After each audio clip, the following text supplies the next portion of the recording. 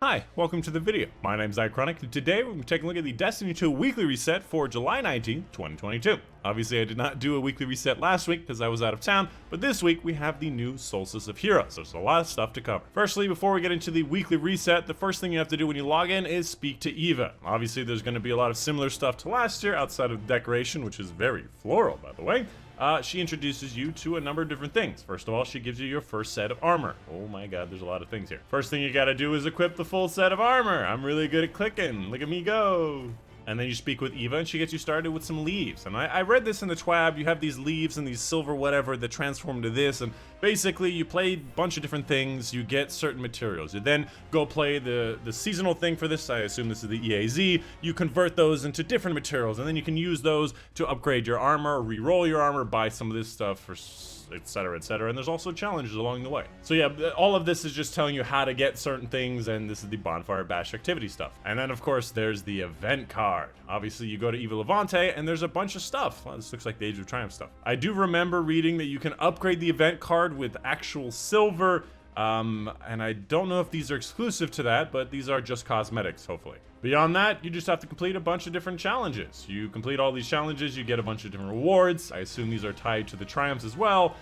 Just like we had before, except for it's now in this little card. Furthermore, the upgraded event card stuff is gonna be right here. All of the stuff that you get for this is gonna be from the upgraded event thing. Furthermore, once you get enough event progress, this is obviously all linked to the seal. I assume all the challenges that I just looked through are all of the seal stuff as well. And as you go along, you complete these challenges, you then get tickets, and you can use these tickets to upgrade the event rewards, essentially just giving you better armors or re-rolls of armors throughout the event. I'm just making assumptions here. Oh, and the event card is actually in the quest section as well, so you don't actually go to Eva Levante, it's just right here. And of course, the next part of the quest is going to be doing the EAZ, getting a bunch of silver ash. Now they call it the bonfire bash, but it's also the EAZ, so it's going to be in the same area as last time, but it's going to be something different maybe?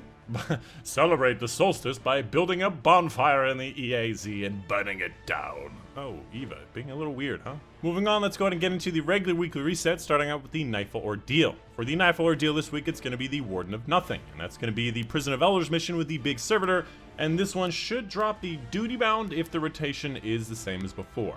100k, probably Legend, although it's a longer and a higher density Nightfall, Legend's probably your best bet. Rotating Vanguard burn is going to be Void Cinch. Rotating Crucible play, this is going to be Mayhem. For the Vow of Disciple raid challenge, we have Base Information, taking place in the Caretaker encounter, which is going to be the second encounter, and in this encounter, you're only allowed to take one symbol from the room at a time. The rotating raid and dungeon this week is going to be the Last Wish and the Shattered Throne, keeping in mind that the rotating raid will have all of the challenges available in case you wanted them. As for the seasonal challenges on week 9, the first one's going to be the Sever Resolve, using only Solar subclass, Solar Kinetic, and Stasis weapons, very similar to something we've seen in the past. On Leviathan, get kills with rocket launchers and in groups of 3 or more. Getting kills with kinetic energy and power weapons for a +++, that seems really easy. Defeating targets with solar effects, and this one should be in Gambit. Win multiple rounds of Trials of Osiris with a +++ and a Trials of Osiris weapon, most likely it's going to be the one from the week. And defeating combatants with solar effects in Vanguard playlist, so it's just a lot of solar stuff. Following that, let's take a look at the Eververse Store, obviously showing off the new event stuff as well as the Bright Dust options. First of all, this is going to be a new one. Actually, no, this one was from last season,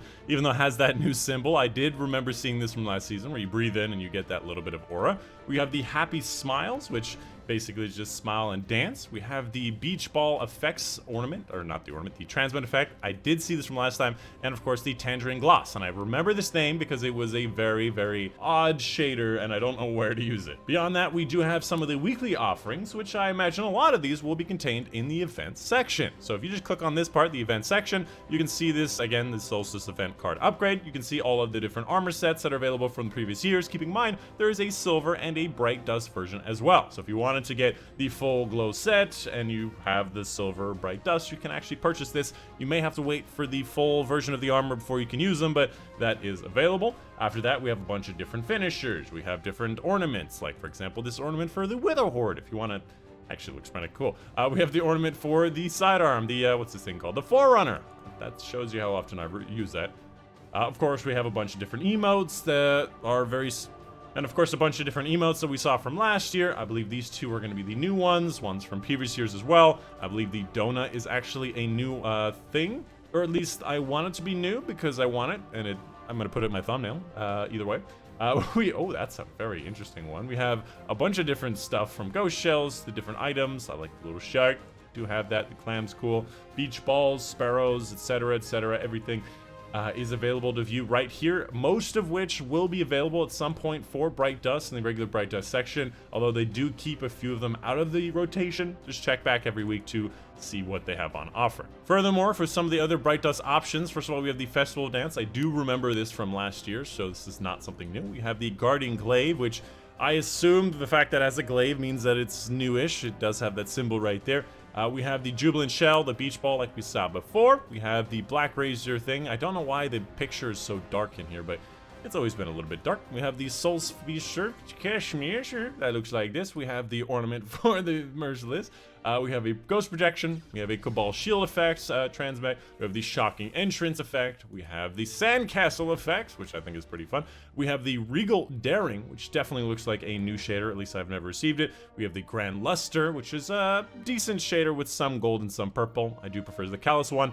And the Welded Brass, which looks like this. Actually not bad. And then finally we have the Oiled Algae, which actually looks pretty good depending on your weapons, your armor. It's always been a good one. I do use it pretty frequently. And of course we have the Gunsmith's Inventory, showing off the different roles he has available. First up we have the Shepherd's Watch, which is going to be the Outlaw opening shot. I do believe this rolls with Snapshot, so that's probably a better roll for PvP and a pretty good option for PvP. Following that, the Spoiler Alert is going to be a lightweight. Under Pressure High Impact Reserves is a decent option, although I'm personally not a fan of the lightweights. I think the 2 bursts and 3 bursts are just better in almost every single way, although not a bad roll. We have the Ogma PR6 with Adrenaline Junkie Adaptive Munitions, which is a decent combo and has some okay stuff within it, but I do actually really like some other rolls within this.